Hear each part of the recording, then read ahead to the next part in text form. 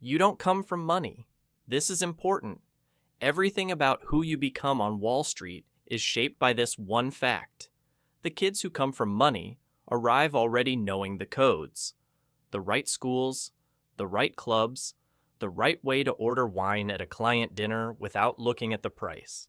They move through these rooms like they were built for them. Because they were. You arrive from a state school in Ohio with a 3.9 GPA, a financial aid package, and a hunger that those kids don't have. Hunger requires having been without something. You have been without plenty. You know exactly what you want and you know exactly what it costs, and you have decided the price is acceptable before you even know the full number. They just don't know how dangerous that makes you yet. You find out about investment banking from a guest speaker in a finance class your junior year. A man in a suit that costs more than your monthly rent. He spends 40 minutes making it sound accessible, while every detail of his appearance signals that it isn't. You stay after class and ask him 2 questions that are good enough that he gives you his card without being asked. You email him that night. He responds in 3 days, 20 minutes on the phone. He tells you about a program at his bank for candidates from non-target schools. Application deadline in 6 weeks. You spend 4 of those 6 weeks preparing for an interview you haven't been invited to yet. You learn what a DCF model is, what EBITDA means, how to walk through your resume in 90 seconds in a way that makes every decision sound intentional. You practice in front of a mirror. You practice with your roommate. You practice alone at 2 in the morning because the interview is 3 weeks away, and you are not going to be the person who gets this opportunity and wastes it. 3 rounds over 2 days. You are the only person in any room who didn't go to an Ivy League school. You are aware of this continuously in a specific low-level way that you convert into focus because anxiety is a luxury you cannot afford right now. You get the offer. The salary makes you sit down. First day as an analyst, you arrive 45 minutes early.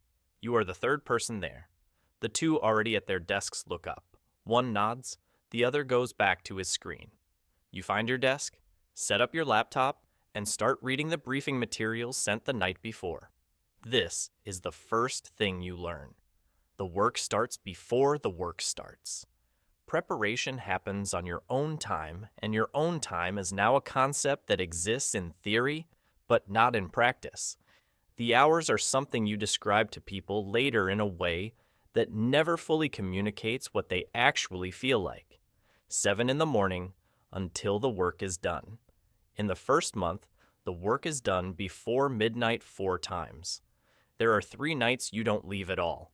You sleep under your desk on a folded jacket you keep in the bottom drawer specifically for this.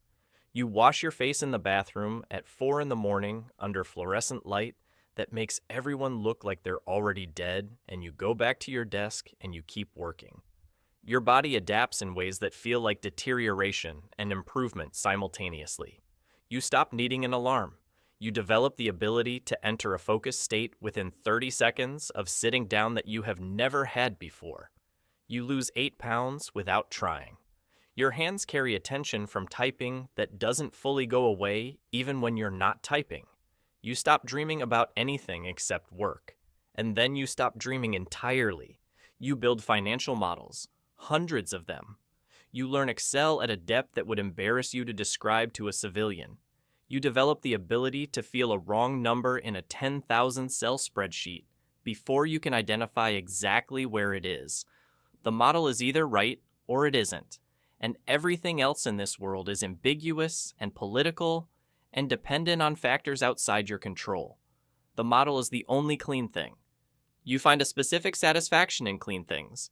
Your VP starts sending you the complex ones, the hard problems, more work on top of work you are already barely finishing.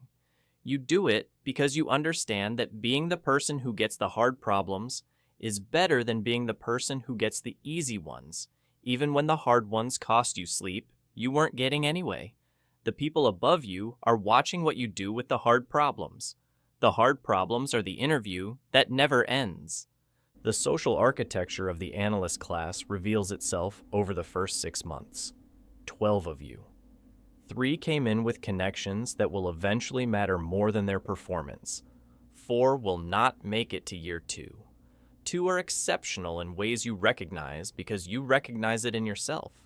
The rest are competent and will spend their careers being competent, which in this world is another word for forgettable. You are not going to be forgettable. The bonus arrives at the end of year 1. More money than your parents made combined in any year of your childhood. You have missed your best friend's wedding for a deal that closed the same weekend. You have not been home to Ohio since Thanksgiving. You have had 4 phone calls with your mother longer than 10 minutes, and all 4 were interrupted. You expect to feel something large when the number appears on your screen. What you feel is smaller and more specific. Not satisfaction, acceleration. The number is a data point. The data point confirms the trajectory is right. You are not at the destination. You are moving toward it at the right speed. You transfer most of it to savings. You go to sleep at 9:30 on a Saturday for the first time in a year and sleep for 11 hours straight. When you wake up, you check your work email before you check anything else. Some part of you registers this. You file it in the place where you keep the things you intend to think about later. You don't think about it later. Associate at 26. The promotion changes the texture of the work in ways the title doesn't fully communicate. You stop building everything yourself. You start directing others to build it. This transition from doing to managing is harder than you expected because the skills that got you here, precision, endurance, the ability to hold a complex model in your head and find its flaws, those are individual skills. Managing requires something different, the ability to transmit your standard to other people, to make them care about the quality of the work the way you care about it without having the same history that made you care that way. Some of the analysts get it, some of them don't. You learn to tell the difference in the first week and adjust your approach accordingly. You are also, for the first time, in the room when clients are present. The first meeting you attend as an associate, you say nothing for 90 minutes. You take notes and you watch. The MD runs the room with a specific fluency that you have not seen up close before. He asks questions that sound casual and are surgical. He listens in a way that makes the client feel fully heard while he is simultaneously processing the information for its deal implications. He steers the conversation toward where the bank needs it to go so smoothly that the client thinks he's driving. You study it the way you studied the models. You are going to be able to do that. You are going to be better at it than most people because you have been watching carefully, and the people born into this world sometimes don't watch carefully because they assume the skill is inherited rather than built. It is not inherited. It is built. You are going to build it. Your first deal as an associate is a mid-market acquisition. 3 months of due diligence, model iterations, management presentations, regulatory filings. You manage 2 analysts. You interface with the client's CFO twice a week. You draft sections of the pitch book that the MD reviews and marks up and occasionally sends back with a single comment that requires rebuilding significant portions from scratch. You rebuild it, you don't complain. Complaining is information about your limitations. You have decided not to provide that information to anyone in this building.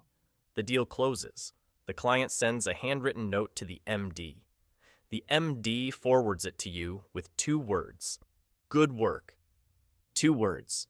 You have not slept more than 5 hours and 3 consecutive nights for the past 6 weeks. 2 words is what you receive for that. You read them and you feel something that is not resentment and is not satisfaction.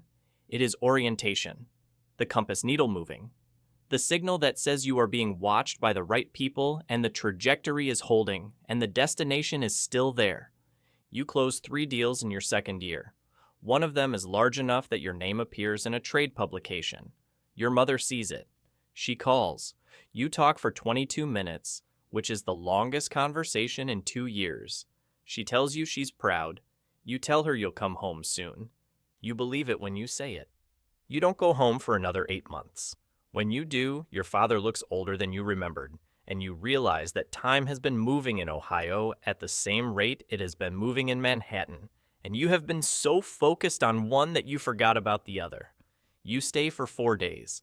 You check your email every morning before anyone else is awake. On the last night, your mother asks if you are happy. You tell her yes. She looks at you for a moment in the specific way that mothers look at their children when they are deciding whether to say the thing they are thinking. She doesn't say it. She hugs you. You drive to the airport at 5 in the morning, and you are back at your desk by noon. Vice President at 30. The job splits into 2 tracks that require completely different skills and operate on completely different timescales. The execution track, managing deals, overseeing the work, holding the standard, that's the continuation of everything you've been doing. You're excellent at it. It is not where the job is decided anymore. The job is decided on the origination track, building client relationships from scratch, bringing in deals rather than just executing them, becoming the person that specific clients call when they have a situation, not just the person who shows up after the MD brings it in. The VPs who make MD are the ones who figure out origination. The ones who don't are excellent executors who spend their careers in the number 3 position on deals brought in by someone else. You approach origination the way you approached every previous skill. Systematically. You identify clients in your coverage universe who are underserved. You learn their businesses at a depth that goes beyond what any deal requires. You track their competitors. You show up to conversations with observations about their specific situation before they've described it. You demonstrate that you have been paying attention when nobody asked you to. This is how relationships get built at this level, not through dinners and golf. Those are maintenance. Construction requires that the other person understands you have been thinking about their problem in your own time for reasons that aren't immediately transactional. That is rare enough at this level that when they find it, they hold on to it. You also start to see what the job does to people. The VP next to you went through a divorce last year. He mentions it the way people mention weather patterns, the apartment change, the custody schedule, the way weekends have been restructured. He has finished grieving it. Or he has filed it in the place where he keeps the things he has decided not to grieve.